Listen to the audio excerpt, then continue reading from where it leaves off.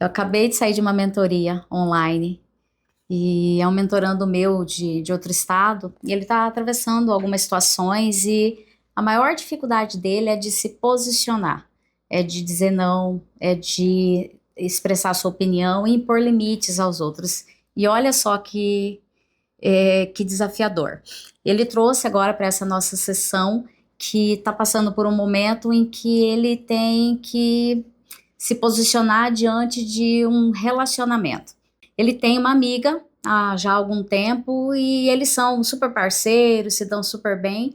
Só que essa pessoa acabou se envolvendo afetivamente com ele e buscou um momento e compartilhou isso. E ele ficou surpreso, porque realmente ele a via como amiga, mas diante daquilo, da forma como ela se posicionou, ele me contando que ao ouvi-la dizer que gostava muito dele, que já fazia um tempo, que ela queria que eles pudessem se relacionar.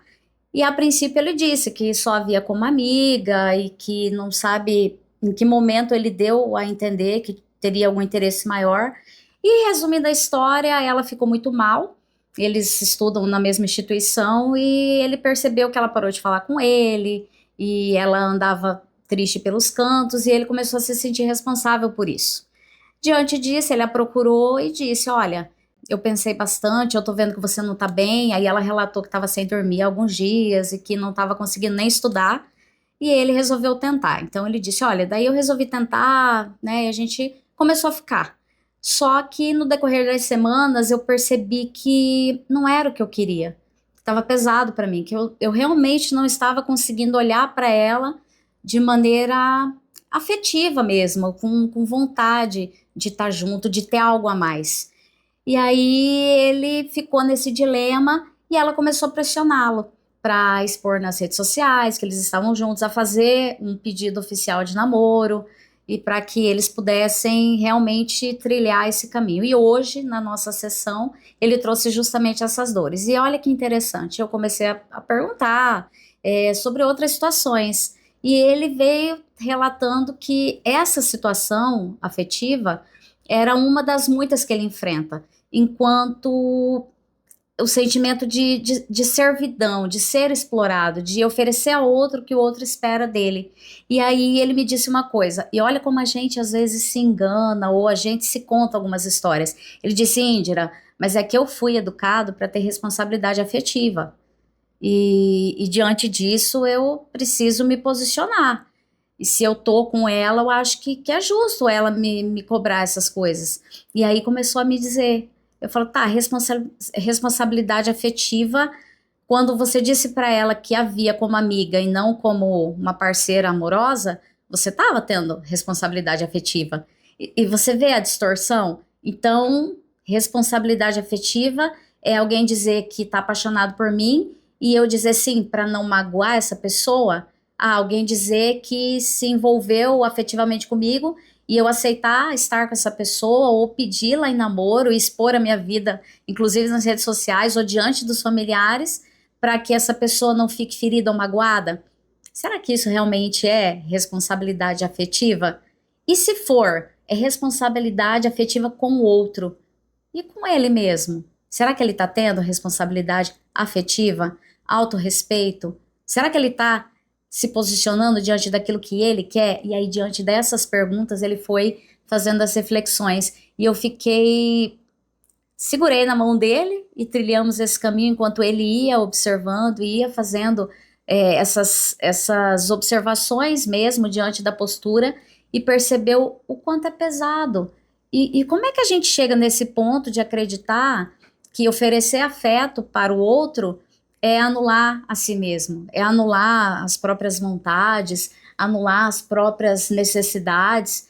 Então eu trouxe essas ideias para que ele refletisse, para que ele observasse. Aí ele comentou que na escola também ele sempre era aquela pessoa que sentava lá na frente, que prestava atenção nas aulas, fazia as atividades e depois os amigos vinham para pedir as respostas, para pedir o que ele tinha estudado, ou se podia colocar o nome dele junto num trabalho, e ele acabava sempre dizendo sim.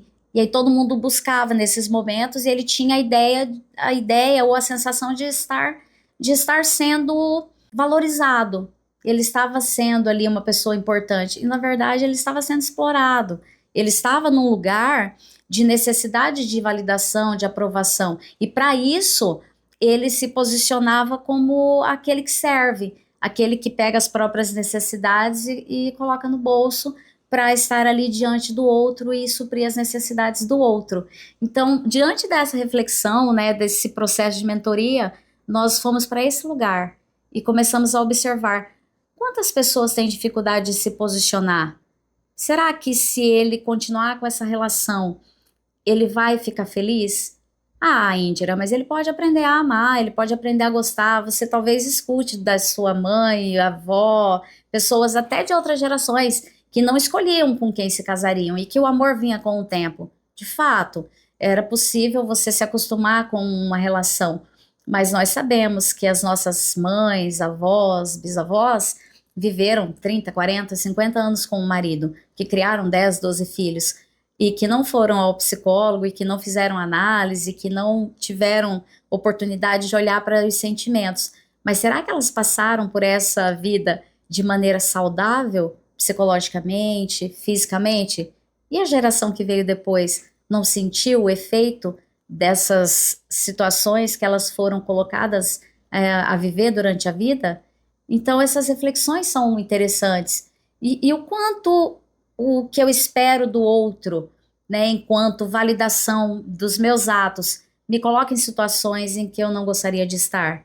Me convidam a viver situações e me posicionar de maneiras que são boas para o outro, mas que me afetam.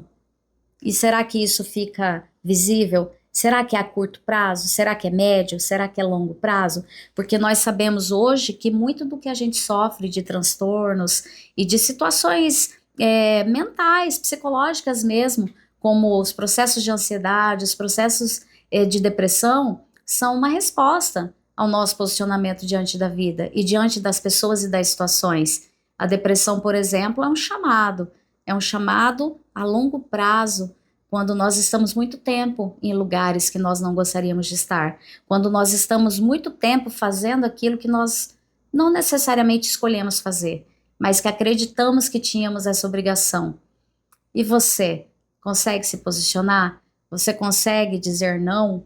Você consegue impor limites? Ou a única limitação que você coloca é em si mesmo? Você já pensou sobre isso?